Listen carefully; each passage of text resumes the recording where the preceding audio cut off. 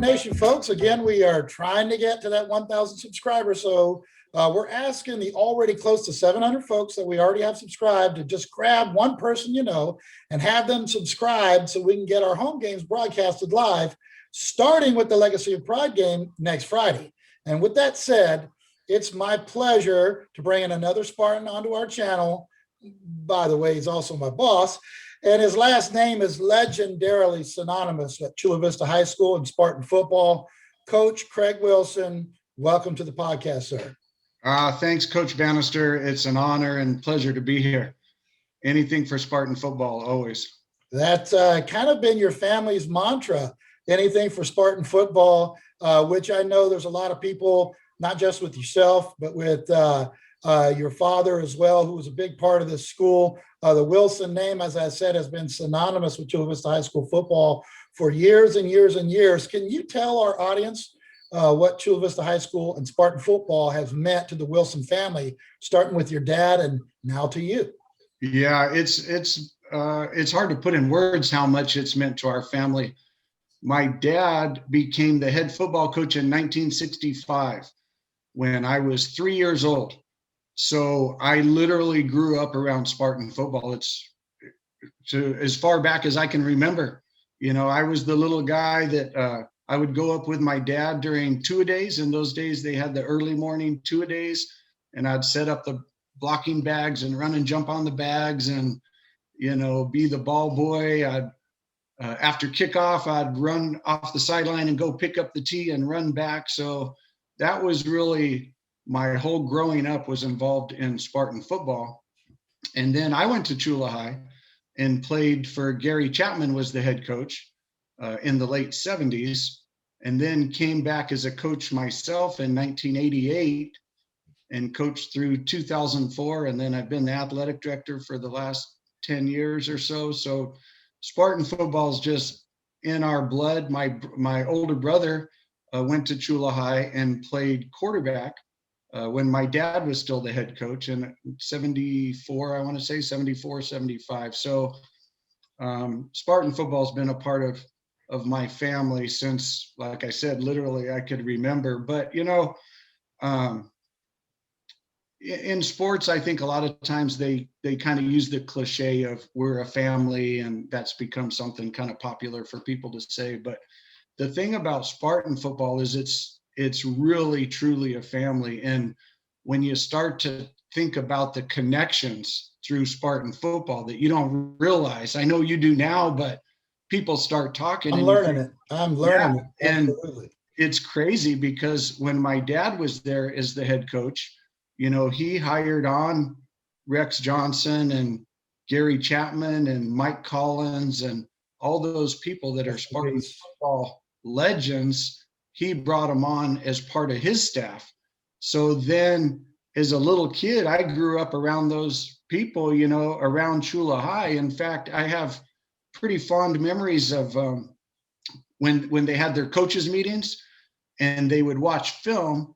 In those days, they had the old 16 millimeter projector with the film running through. And my dad would let me click the button to rewind it. And so I'm watching film with high school football coaches, you know, when I'm 6, 7 years old, rewinding the film. And that's just the atmosphere I grew up in. You know, I didn't understand why other 8 and 9 year olds didn't know the difference between an odd front and an even front. I thought you already knew it. You already knew it. Cover 2, you had that at 7 years old. Yeah. But then, you know, and what I wanted to say was, besides my immediate Wilson family, you know, the whole Spartan family, because, you know, my dad coached Jimmy Clark II, and then his son, Jimmy Clark III, JC3, played at Chula High when I was coaching. Now he's coaching for you. JV head coach and co-OC on varsity and wide receivers. Right. Yeah. Coach Owner Sorgens had 2 younger brothers, Frank and Oscar, who were incredible high school football players that played for my dad. And then his youngest brother, Armando, and I were in the same class. So we played together at Chula High. And, you know, then I ended up playing for Coach O, and just all of those connections and overlapping things really make Chula High something different, I think, that other places don't have. And what year did you graduate? 80. 80. Yeah, 1980. So I was there for in those days, freshmen weren't on campus. They were at the junior high. So I was there for the 77, 78, 79 football season. So my sophomore year, Coach McPherron's senior year, just as another example of. Coach McPherron's on staff. There's another guy that's been around forever. Yeah. Mike Molina's on your staff. Mike Molina played football with my son at Southwestern College. They had some great years out there. So, and his dad was a Sweetwater guy, but we won't talk about that. Yeah, we won't. He's always been nice to me, so I'll leave him alone. We won't hold that against him. And when did you get into coaching and into teaching as yourself in your own career? Right out of college. I went to college up in Oregon at Pacific University, and when I graduated, I moved back to San Diego, and I got hired on at the Army Navy Academy in 1986 as a teacher and a football coach and a basketball coach. So that was my first year coaching. And then I tried to get into the public school system. And so I was doing some subbing, but at that time, my dad had become the head coach at Bonita Vista High School.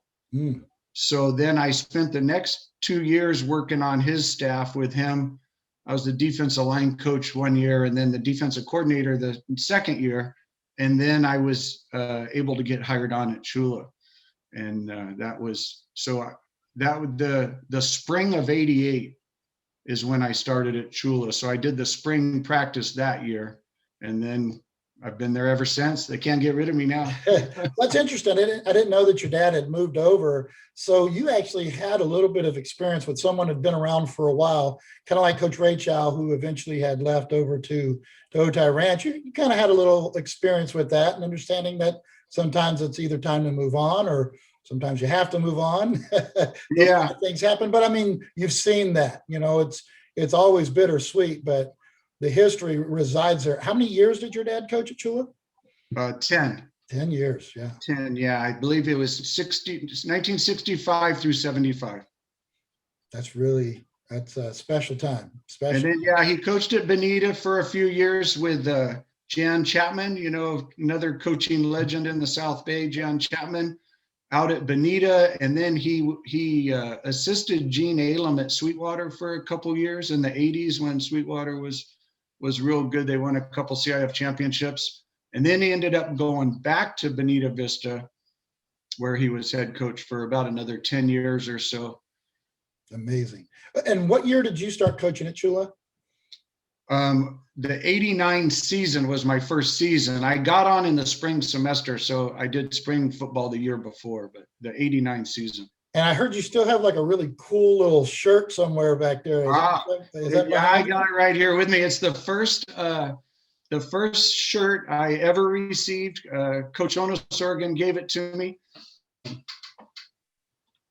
I'm surprised it hasn't crumbled yet. This is, I don't know, can you see that? Dare to be great. Yeah, pick it up just a little bit there, Coach. There we go. Dare to be great in 88 Metro CIF, spring 1988. And we still had the star on the helmet back then too. I like it. Yeah, that's been into that too. Been around for a while, that star, yeah. But that t-shirt meant a lot to me. Now, I have a whole drawer full of Spartan t-shirts, but that was the first one, and Coach O gave it to me, and I kept it all these years. I don't think I could. I had to put that in like one of them little picture frame boxes eventually. Yeah, awesome. Yeah. I'm afraid to put it on; it might disintegrate. All right, so moving on here, Coach. Besides your father, who was the most influential coach to you as a player? As a player, well, that's a tough one. I would have to say, all of them were great coaches when I was playing, but George Onos Oregon coached on the defensive side of the ball, and so he was coaching me directly. But he had just finished up an outstanding career at San Diego State, where he was a great player. And my dad would take me to the San Diego State football games every week. So, I got done watching him play, And then here he is, my coach, and that made a big impression on me that, I've spent the last few years watching him play at San Diego State, and not just play, but tear it up. He was a really good player. Yeah. And then he brought a real toughness to everyone around him, but the program in general. And, he taught me how to compete, how to be tough, so that was huge for me as a player. But as a coach, I know you didn't ask me as a coach, but I can't help myself. Sorry. Okay, jump on it. Yeah. As a coach, it is real interesting because the years I was at Chula as a coach, everyone had their own little niche. Coach O, he made the kids tough. Like, it was not optional. You had to be tough. Rex Johnson, super organized, no stone left unturned, very detail oriented. Gary Chapman, a great offensive line coach, but he was more like the motivational guy, like the pregame speech guy. So still good. Yeah, he can get you fired up. But I think I tried to take a little bit of all of what those guys were teaching me. And, I can't express how fortunate I was as a young guy. I was in my 20s. I think I was about 27 when I got hired on to coach at Chula. And for those guys to take me under their wing and kind of teach me the ropes, I'd already coached for a few years, but they really were influential on me in a lot of ways, and not just football, but life, and yes, being it's a good bigger than the game. The game is how we facilitate how to be adults and men, husbands, fathers. Right. It's a huge part of what we do. And sometimes folks don't know the influence that it has on kids' lives. Sometimes we don't know it until later on. And right. As adults or young adults learning what it does for us. So that's awesome. Thanks for sharing that, Coach. What's the story behind the star? Because I got here, I told the story last podcast that the first time I'd ever seen a Spartan game was either 99 or 2000 when my wife was teaching at the school and I had to be like the Southgate bodyguard to keep guys going from back and forth. And I noticed then, the star on the helmet often. And then there was years we'd had the star, years we didn't have the star. But it seems like it's been a pretty, especially when you look back at stuff through the 80s, just like that shirt you just had.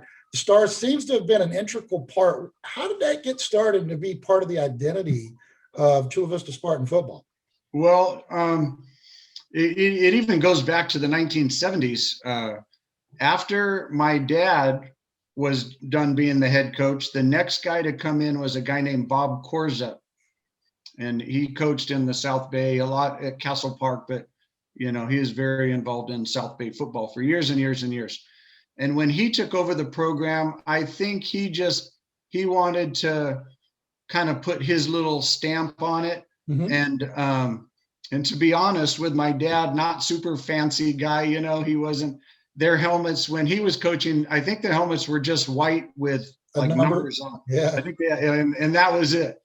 And so I think when Bob Korzep took over, he kind of wanted to, spice it up a little bit. And he was a Dallas Cowboy fan and found a star with a CV in it. And I think that's how it originally came about. But then, people bought into it. And then after the games, kids that did some individual thing during the game and we'd get rewards for so many tackles or running back having so many yards and that kind of thing.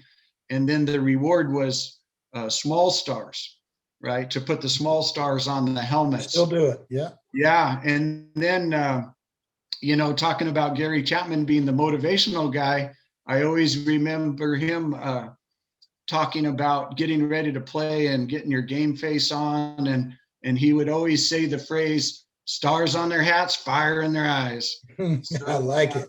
Yeah. And that just, kind of became one of the mantra sayings around Spartan football that when you show up, you're going to have stars on your hat and fire in your eyes. And so then, and over the years, some coaches have chosen to, depending on the helmet design or whatever, we've had it and we've not had it, but it's always been there. It's never disappeared. Well, each head coach kind of has that idea of what they want to do. I know when I came in, because my first impression with Chula Vista football was the Star, and I'm not a Cowboys fan, but it kind of stuck with me. That was part of it. And then I know there was some years that it was just the Spartan on the side. So that's kind of, when I came in, I wanted to do that design. I don't know if you guys can see it there, but I wanted to kind of include both, like have that star there as part of it, but also have that Spartan helmet be a part of it. So that's kind of, that was my kind of throwback to both eras and say, look, let's join them and make it part of what we're doing now. Right. I think folks like it for the most part. We've been trying to put on the uniforms and everything, but thanks for that though. Yeah, because I know when I came in, I first heard about a Dallas Cowboy fan. That's the reason the Star came along. I was like, now it makes sense. So that's good to know. So moving on here, Coach, what makes the Sweetwater rivalry, the Legacy of Pride game, so special? Well, that one, it's a combination of things, but the thing to me is back in the old days, it was always for us at Chula, it was National City versus Chula Vista, and at that time, kids weren't changing schools as much as, you pretty much went to school where you grew up. And so we always took it very personally as this is Chula Vista versus National City. And this was for bragging rights. And that really led to a big part of the rivalry for us. But in addition, there was just a lot of great games over the years. I mean, it's kind of swung back and forth where Sweetwater had our number for a while, but then we started getting after them a little bit. And, both teams are going to show up and it's going to be a tough game. And then when you add to that the whole continuous rivalry, it's the longest game played continuously in San Diego County. So I think you lump all that together and it's turned into a really great rivalry for a lot of years. And there's a lot of pride in that, our town versus your town kind of thing. Yeah, and when I came in to be the coach here, coming from the east side where it's the battle of the O's between Otay and Olympian and East Lake versus Bonita, I kind of had to get caught up real quick. People were telling me, hey, this is some serious stuff. I even had a coach come and coach with me for 1 year on the lower levels who graduated from Sweetwater, who literally came in and said, Coach, I really like you, but I just can't wear the blue anymore. Like my family is going to kill me if I continue to coach here. So it's like the rivalry is so deep and so continuous and so crazy that, for years, it's been something special. And even when it seems both teams maybe aren't having the best of years, that's one of the best games on the schedule because they both tend to get up for that game. So no matter how it is, that's always amazing. And I know Coach Jonas Oregon said, Coach O said, used to tell his kids that once we cross that river, if you don't win, you're walking back. Yeah, that's right. You got to love that. That's old school right there. Yeah. So moving on to our next question, Donnie Edwards, probably the most, famous player that's ever come out of the school, played here, I think graduated in 91. I know you were, able to coach him and be a part of that. I know you guys still keep up on occasion as well. What made him such a special player? He was super athletic, obviously, and really fast, but he's also a very smart player. When I first started coaching at Chula, I stepped into a situation. I had 3 starting linebackers, Donnie being one of them, and they were all incredible high school football players. Of course, me being a young guy, I thought it was me. I thought, boy, I'm coaching the heck out of these guys, but I really stepped into a lucky situation. The old saying is you want to be a better coach, get better player. That's the old saying, right? Yeah. Because I found out a few years later, I wasn't quite as smart as I thought I was. But Donnie, he was a little bit almost I want to say late bloomer physically, because he was pretty thin in high school. I think he maybe weighed like 170 pounds, but when you looked at him, he had broad shoulders and big legs, and you could see that he was gonna keep Oh, wow. growing and keep improving. And I'm sure that's what UCLA saw in him. But what sticks out to me about Donnie, besides being so athletic and tough and all those things, of course, he was very smart player, and he always wanted to know why.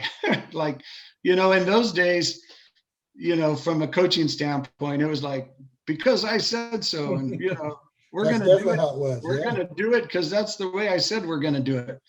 But Donnie, being as bright as he is, he always wanted me to, like, if I said, okay, this is the game plan, this is what we're going to do, and I'd draw on the board, here's what he would want to know why. Like, why is that the best way to do it? And it wasn't disrespectful. He just wanted to know, He was soaking it up. why is that better than another way?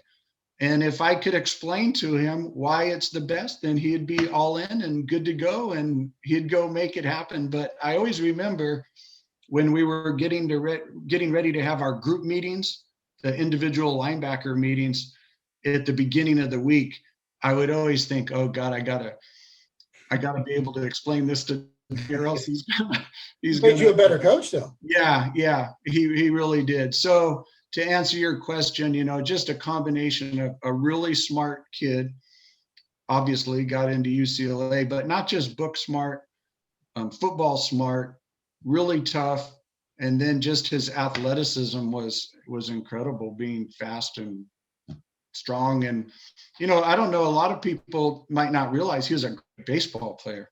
I did not know that. No. I think he could have played professional baseball, at least got drafted, if he had just focused on baseball. And he walked on at UCLA during, it might have been his junior year, where he decided he wanted to play baseball at UCLA. And he just walked on and made the team. And he hadn't played baseball since high school. Like, he hadn't played baseball in 3 years. And if you can walk on and make the team at UCLA, that's pretty incredible. And then I think, as I seem to remember, the football coach at UCLA at that time was Terry Donahue. And I think he got Donnie aside and said, nah, you're not going to play baseball. You're not going to get hurt over there. We need you too much. But yeah, his athleticism, he was on the basketball team, and he was a really good high school basketball player. So it's a combination of all those things. Yeah. Well, thanks for that. Like I said, we've got his jersey retired in the office there. And, the kids, young kids nowadays who didn't get to see him play, sometimes, well, who's that right there? And we explain it to them. And by the way, just walk in the weight room and see his name up there. That's who we're talking about. This guy was really something special. And it's awesome to have someone like that. And he was an ambassador to the game as well, not just at UCLA, but had a great career in the NFL as well, and represents our school really, really well. And so that's awesome.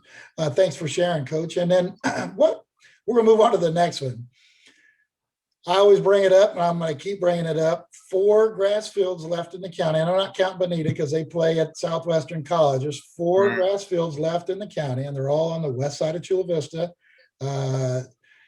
What would a new turf field do for the school and community? Oh my gosh. It would just be huge, obviously huge. And there were 2 separate occasions over the last few years where I thought it was going to happen, that the district was going to come through and make it happen. And then the money somehow disappeared or got shifted to a different project, which of course was super disappointing. It would mean so much just to our school, as far as looking at the stadium, the pride of, this is our stadium, this is our field. It's pretty tough. I know our gardeners, they do the best they can to keep it up, but it's so tough because being in Chula Vista, Chula Vista High School, the center of Chula Vista, that field is constantly used on the weekends. It's very difficult to keep that grass nice as it would need to be to have a nice grass field. So for football and the school in general, it would be great. But, beyond that, it would be great for the PE classes, that they could get out there and have a nice even surface for their PE activities. The classroom. And as an athletic director, of course, I'm thinking of the other sports. Yes. So we have a turf field. Now the soccer teams can play on it, field hockey, those other field sports, they don't even want to play on it, to tell you the truth, because we've offered it to the soccer, saying, hey, you guys might want to have a night game under the lights. And they say no, they don't want to play on that field because the ball doesn't roll. It bounces. It's lumpy. That would be from the 50 years of different seed and everything else. It's not completely even. It's different grass, different seed, different spots. Absolutely. So, it's not just a selfish football thing. It's a whole school, whole community. Everyone could use it. Everyone could benefit from it. So it would be huge if we were able to get that. I think that would be hopefully anybody from the board hears this. You got multiple schools that are in Chula Vista, the city of Chula Vista. Yeah. There's one school named Chula Vista. Let's take care of that real quick. That'd be really nice. We'd appreciate it. And again, not just for football. Obviously, me being the coach, I want it, obviously. But for safety reasons, it's uneven surface can be dangerous. Mm-hmm. An uneven surface just levels the playing field across the district. I know as a coach, we're out there in the summertime sometimes prepping for the next season, and I'm over here telling a brand new freshman, okay, pretend there's numbers right here. You're going to be on the top of the number. Pretend there's hash marks right here, and that's where you're going to line up. And schools with turf don't have to deal with that. So hopefully we'll get that pretty soon, and that would be awesome. And but I'm sure it's going to happen soon. But I'm gonna keep bringing it up till well, I sure hope so. And we talk to the powers that be and hope we can make an impression on them. But it would just be huge for us. Absolutely. Yeah. And so, anything you'd like to say, Coach, as we're wrapping this up? To past players, current players, myself as the head coach. Well, I would say to the past players, how much I appreciate all that they did for Spartan football, and hopefully we made an impression on them. I think we did. I think those are lessons that they carry on for the rest of their lives, and I appreciate all their efforts and their relationships. I still keep in touch with a lot of those ex-players, and at the end of the day, that's super important. I know everyone wants to win because we're competitive, but as the years go by, the wins and losses kind of fade away, but those relationships, they're still there. As far as this year's players, I would say that you need to understand when you put on the jersey what you're representing. You can't put on a Spartan football jersey and then run around school and act like a knucklehead. Yep. Because you're representing the program and you're representing all those players that played before you. And it's big. It's a big deal. It's bigger than any one individual. And that's something they got to keep in mind. Preach that for sure, Coach. Anything you'd like to say with me? I didn't tell you this ahead of time, but maybe you'll get my evaluation there. Just going into my fourth year here. Any advice you have for me as the coach? Obviously, I think you're doing a great job, and I was super happy that we were able to get you because I knew of you when you were at Chula teaching the first go around. I knew you were a solid guy. And at that time, I think you were coaching mostly your son's youth. Yeah. Coach Rachel was trying to get me to come up and coach at the high school, but I just was at that spot in my life where I figured I wanted to coach my kids while I had them young. And then, that's kind of how it happened. Yeah. And then, so then when our opening happened, I had you in the back of my mind. And then I called Judd and Lance over at Otay Ranch, who incidentally, Lance played for my dad at Bonita Vista when I was coaching there with him. So, another example of those crossovers. Yeah. But, they had nothing but great things to say about you. So I was super confident that if we could get you on, that it would be great for Spartan football. But I think you have a real nice understanding of the balance between keeping all those Spartan traditions alive, but at the same time, making it your program. And I think you're doing a great job of that. So keep it up, and let's go Spartans. Let's go get them. I appreciate it. And hopefully I'll start rolling some more wins in now. That's my next, we're working on it. We're definitely working on it. So well, I'll tell you this one thing I know for sure, that no matter what, the boys are going to show up and play. We play hard. You don't lose or draw. We're going to play, or you're not going to play. Right. And I don't think we've ever had to worry about that. And in your 4 years, I've seen pretty much all the games, and I know that the kids show up and they don't quit till the last play, regardless of the score. And that's something you could be really proud of. And that's something Thank you, Coach. That means a lot. That's Spartan football. Thank you. Well, folks, that's going to wrap up our interview for today. Please remember to find somebody, grab their phone, and hit the subscribe button for them if you have to. We need to get to 1,000 subscribers by next Friday so we can have our live games on YouTube. Also, please check out our past interviews with legends Coach Chapman, Coach Jonas Oregon, Coach Ray Chow, and Coach Johnson as well. And coming up after this podcast, we have some great content for you. We'll have a podcast called When Worlds Collide. And that's going to include the principals of Montgomery and Chula Vista High School that both played and coached at those respective schools, yet now find themselves the head honcho of their ancient rivals. We're also going to be interviewing CIF Commissioner Joe Hines and Spartan legend tomorrow, which should be great. And lastly, with football getting into the swing of things, I'll be passing the torch somewhat to our new announcer, Andrew Breitenbach, as he interviews myself to preview the upcoming season. And so look forward to that this weekend. We're working hard for you. So help us reach that 1,000 subscribers. And by the way, in case I haven't said it, Legacy of Pride game is March 19th, next Friday. Players, let's rep the city, and we will see you on the field.